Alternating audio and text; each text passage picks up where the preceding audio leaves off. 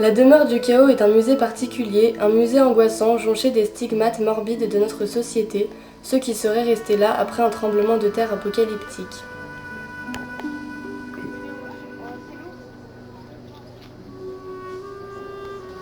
On y côtoie des avions écrasés, des tanks, des homoïdes écorchés, des bunkers, des carcasses incendiées, de l'acier tordu, des tuyaux englués de goudron, des rails enchevêtrés, des défenses anti-chars, des fûts de déchets radioactifs, des squelettes, des plateformes pétrolières, des containers, des caméras de surveillance, des slogans et citations.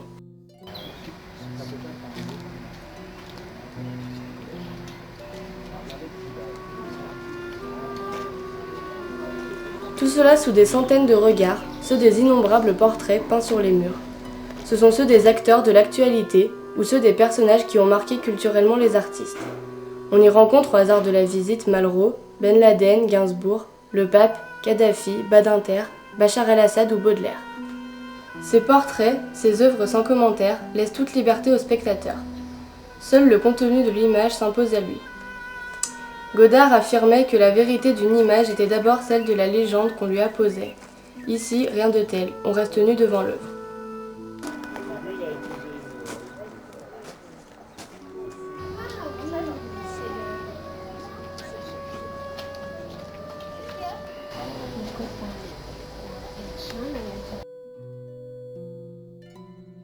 On ressort de cet endroit avec une impression de malaise. On y a trouvé les traces de toutes les catastrophes, de toutes les malfaisances. Guerre, crash, crime organisé, marée noire, pollution, armes chimiques, torture. La mort, symbolisée par d'énormes crânes, interpelle à tous les détours.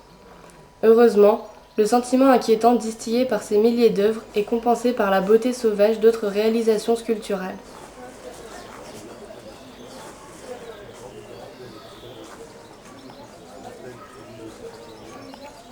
Les symboles sont tellement abondants qu'ils échappent souvent à la compréhension du visiteur commun, tel ce nombre 999 que l'on trouve, répété des centaines de fois sur des supports variés. Il semble faire référence à la date de création de la demeure du chaos, mais par sa répétition, il prend une dimension ésotérique.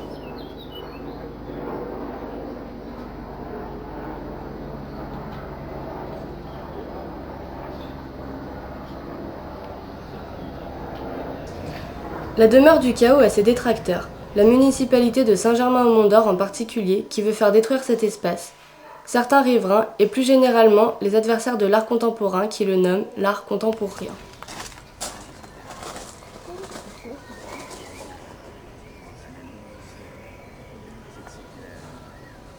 Il n'en reste pas moins que ce musée, appellation récusée par certains, est unique. Le guide Le Petit Futé le mentionne en ces termes. Confrontation avec la brutalité du réel, immersion dans l'imaginaire le plus fantasque. Il n'existe que 2 musées en France qui produisent cet effet-là, véritable œuvre d'art abritant d'autres œuvres d'art. Beaubourg, Centre national d'art et de culture Georges Pompidou, qui se visite de l'extérieur comme de l'intérieur, et la demeure du chaos que l'on nomme sans hésiter Centre international d'art contemporain.